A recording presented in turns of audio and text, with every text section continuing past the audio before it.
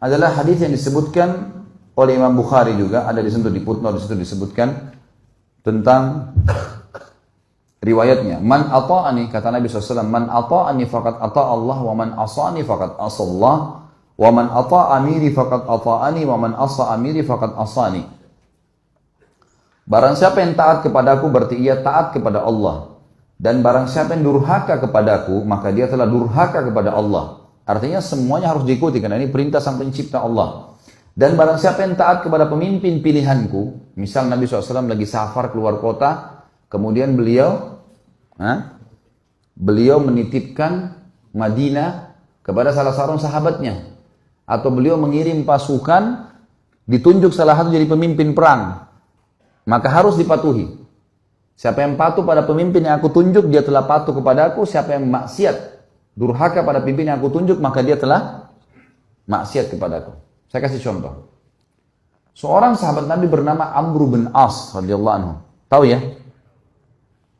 Orang ini dulu musuh Islam. Setelah dia masuk Islam 3 bulan, Nabi SAW membentuk pasukan untuk menyerang salah satu suku Arab yang memang dasarnya mau menyerang Madinah. Suku ini suku besar. Amr bin As baru masuk Islam 3 bulan, oleh Nabi SAW dijadikan pemimpin perang. Itu menjadi pimpinan perang, komando perang. Dan di dalam pasukan itu ada Abu Bakar, ada Umar, ada Uthman, ada Ali, ada Talha, ada Zubair, ada sahabat-sahabat yang mulia nih. Tapi Nabi SAW tunjuk Amr bin As. Harus dia jadi pemimpin. Dan pimpinan perang teman-teman kalau sudah ditunjuk, nggak boleh dimaksiati. Dia bilang berhenti-berhenti, makan-makan, pulang-pulang, perang-perang. Harus dipatuhi. Ini sabda Nabi SAW, siapa yang mentaati pimpinan yang aku tunjuk, dia taat padaku. Siapa yang maksiat, maka dia maksiat kepadaku. Teman-teman sekalian, waktu itu pasukan dikirim, tempatnya jauh, musim dingin. Zaman dulu orang kalau musim dingin hangatin diri, dan teman-teman kalau tahu, saya subhanallah waktu hadapin musim dingin di Madinah karena 7 tahun di sana. Kalau musim dingin dan kita pergi ke daerah padang pasir, teman-teman, luar biasa, menusuk ke tulang. Dingin sekali. Sampai di kampus saja, di kampus sudah masuk kota Madinah, banyak bangunannya. Itu kalau kami mau tidur, biasanya saya dulu pengalaman gitu sama teman-teman, selimutnya didudukin dulu. Hangatin dulu. Kalau enggak kayak ditusuk-tusuk sama pisau. Panas. Dingin sekali. Apalagi padang pasir nih, luar biasa. Waktu itu dingin sekali. Apa instruksinya Amr bin As? Jangan ada yang nyalakan api. Gak boleh ada yang nyalakan api. Umar bin Khattab tahu, ini Amr bin As ini. Kalau bahasa kita anak kerucu nih. Baru masuk Islam 3 bulan mau ngatur-ngatur gimana nih? Dan dulu musuh Islam ini. Amr bin As ini perlu antum tahu ya radhiyallahu anhu. Beliau yang diutus oleh Quraisy ke negeri Habasyah untuk menjemput Ja'far bin Abi Thalib dengan teman-temannya. Kembali ke Mekah baru untuk disiksa. Tapi dia masuk Islam di tangannya Najasyi. Kaget dia, kok Najasyi raja itu bisa masuk Islam? Akhirnya dia belajar, dia masuk Islam gara-gara itu. Kata Umar, hai Amr, dingin. Kau larang bakar api, gimana ceritanya? Kata dia, instruksi kok nggak boleh bakar api. Coba bayangin, Umar bin Khattab ini 1 kali di box Amr ini bisa mati. Orangnya tinggi besar. Emosi Umar, tapi ditinggal. Ke Abu Bakar, ya Abu Bakar, Amr ini nggak, apa ini anak baru kemarin masuk Islam, sudah gini instruksinya gitu. Abu Bakar bijak.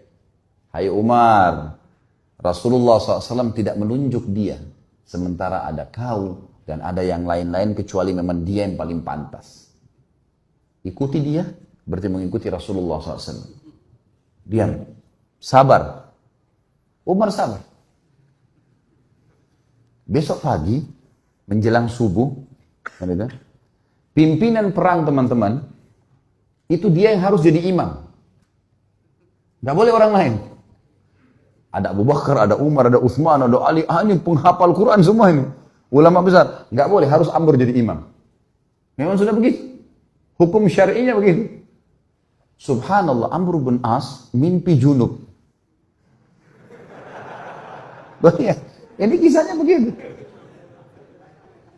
Amr bin As mimpi junub. Waktu dia keluar, minta dia bawakan air oleh beberapa pasukannya, gitu kan? Umar tanya, kenapa Amr? Dia bilang, saya junub. Gitu kan? Kemudian waktu dia pegang air, dingin. Kata Amr, saya mau tayammum. Saya mau tayammum.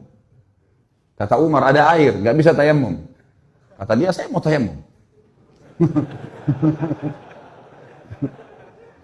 Ini masalah lain lagi. Tadi malam sudah buat orang kedinginan, sekarang ada air, tak mau tayammum. Ini orang baru masuk Islam, mu'allaf ini. Umar sudah jengkel nih. Abu Bakar lagi. Gimana nih Abu Bakar? Ingat. Ini utusan Rasulullah SAW. Jangan kau bantah. Baiklah. Jadi Amr bin As jadi imam mandi tayammum. Padahal ada air. Ini luar biasa. Ya. Sudah selesai sholat. Kata Amr, saya takbir, serang. Takbir, serang. Memang ternyata pasukan ini, kelompok ini, ya, suku ini jumlahnya kalau mereka nyerang Madinah bisa mengalahin Madinah semuanya. Nanti kan kita tahu alasan-alasan Amr bin As dan bagaimana Nabi SAW membenarkan dia. Diseranglah, ternyata hanya dengan kalau tidak salah 300 orang pasukan berhasil mengalahkan suku itu. Dan Amr bin As mengatakan, ingat, setiap orang kalian harus berjalan sama temannya. Nggak boleh pisah.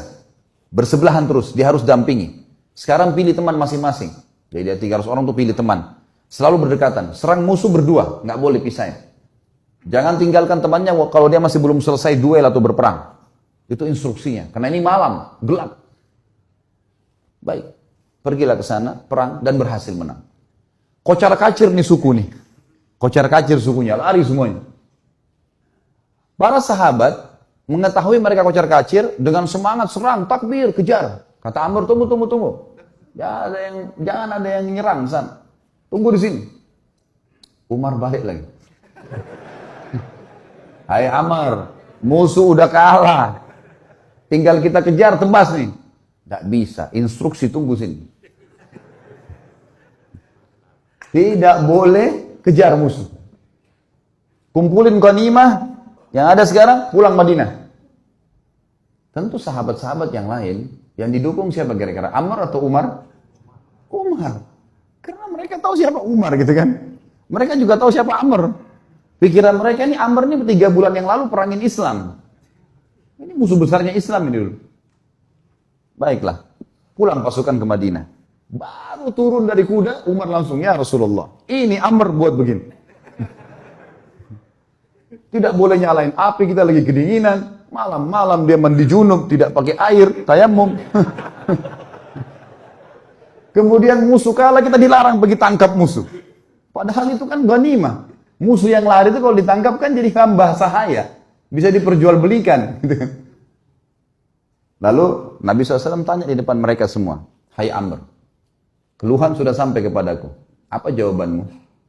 Ya Rasulullah, pasukan suku yang kita serang ini adalah suku yang jumlahnya kalau semua berhasil menyerang Madinah keesokan harinya habis kita nih. Pasukan perang jumlahnya banyak. Kalau kita nyalain api, mereka tahu kita ada habis 300 orang lawan sekian ribu, gimana caranya? Kata Nabi SAW, benar. Lihat Nabi SAW tidak salah memilih pemimpin nih. Nabi bukan orang bodoh. Wahyu dari langit nih. Yang kedua, kenapa kau mandi junub dengan tayammum? Ya Rasulullah, airnya seperti es. Kalau saya mandi, saya bisa sakit, mati. Saya pemimpin. Kalau saya sakit, saya pimpin perang. Instruksi Anda, saya pemimpin. Nggak bisa, udara dingin di padang pasir. Maka saya tayammum. Kata Nabi SAW, kau benar. Umar yang tadinya marah, redam. Yang ketiga, kenapa kau biarin orang pergi, nggak ditangkapin? Ya Rasulullah, 300 orang. Lawan sekian ribu orang pasukan ini. Kalau kocar kacir pasukan saya, nyerang sana sini nangkap, kita akan dikalahkan pasti. Mereka bisa tahu jumlah kita, tapi kalau kita ngumpul, kelihatannya banyak. Dan target kan ngalahin mereka. Mereka sekarang sudah takut dan mereka gelap tidak tahu jumlah pasukan kita. Ngapain kita nyerang-nyerang sana? Toh ganimanya sudah ada.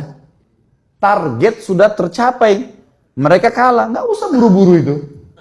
Kata Nabi SAW, kau benar. Abu Bakar balik ke Umar. Nah, sudah tahu?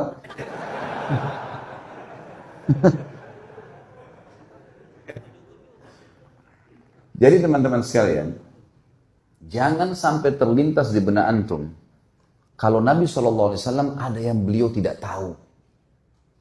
Ini Nabi SAW ini yang kita tidak tahu beliau sudah tahu. Bukan cuma di sini, di surga sudah diperlihatkan. Bodohnya sebagian orang menganggap baginda Nabi SAW masih ada yang belum ditahu. Makanya mereka buat-buat ibadah yang tidak diperintahin. Tangkap nggak poin ini? Ini penting sekali. Kalau antum masih melakukan perbuatan bidah yang antum anggap boleh, berarti antum menganggap Nabi SAW masih ada yang belum diketahui oleh beliau. Padahal tuntunannya sudah jelas. Innal halala bayyin wa innal harama bayyin. Ingat kata Nabi SAW, yang halal sudah jelas, yang haram sudah jelas. Wa bainahuma umurum mushtabihat. Di antaranya ada hal-hal yang samar. Siapa yang menyelamatkan dirinya dari hal yang samar-samar, faqad istabra li dini wa dunyah. Dia telah menyelamatkan kesucian agamanya dan dunianya. Wa man waqa'a fi syubhat faqad waqa'a fil haram. Siapa yang sengaja jurumuskan dirinya pada yang syubhat, haram atau enggak ya? Enggak apa-apa deh. Maka faqad waqa'a fil haram. Dia telah jurumuskan dirinya pada yang haram. Artinya enggak ada tengah-tengahnya. Halal atau haram? Syubhat berarti haram. Jelas agama Allah. Orang yang jerumuskan dirinya pada yang syubhat berarti jerumuskan ada haram, seperti pengembala domba yang membawa domba-dombanya ke ladang yang luas, rumputnya lebih tinggi dari domba-dombanya dan dia tidak tahu domba mana yang dicuri oleh serigala.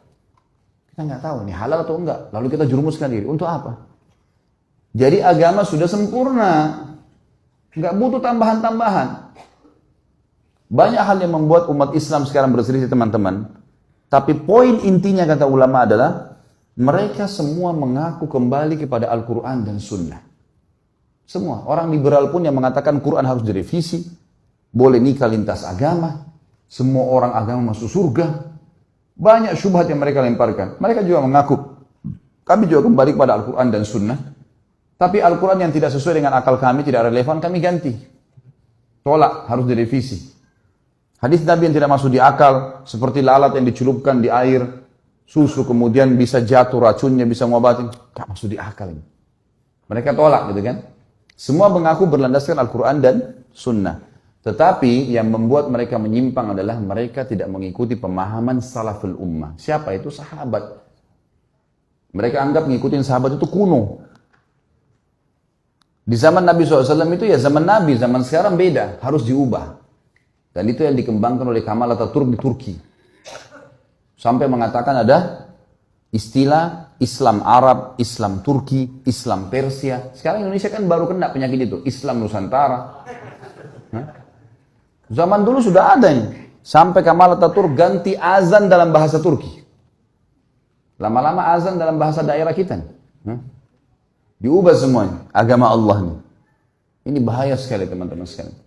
Makanya memahami Al-Quran dan Sunnah harus sesuai dengan pemahaman salaful ummah atau sahabat. Pegang baik-baik hadis ini teman-teman. Kalau ini antum jadikan pondasi hidup, pegangan hidup, antum akan selalu aman. Ini jaminan, tiket dari Nabi SAW untuk siapapun yang bersyahadat sampai hari kiamat. Kata beliau, Yahudi terpecah menjadi 71 golongan, Nasrani 72 dan umatku 73. Yang 73 yang dibahas. Semuanya lewat neraka dulu. Nanti masuk surga. Tapi lewat neraka dulu. Dibersihin dulu dosa-dosanya. Kecuali satu. Semua kita bertanya siapa satu. Sahabat juga bertanya, Rasulullah siapa yang satu? Masuk surga langsung tanpa hisab deh. Kata Nabi SAW, Makana ana alaihi wa ashabi. Yang mengikuti aku dan mengikuti sahabat-sahabatku. Inilah teman-teman yang dikumandangkan oleh teman-teman yang mendakwakan dakwah salafiyah dan dakwah sunnah di Indonesia. Yang selalu dikatakan aliran sesat, aliran keras, wahabilah segala macam. Padahal mengajak kepada perkataan para sahabat dalam memahami Al-Quran dan Sunnah. Karena nggak boleh sembarangan. Al-Quran turun pada zaman mereka. Nabi SAW sebutkan hadis zaman mereka.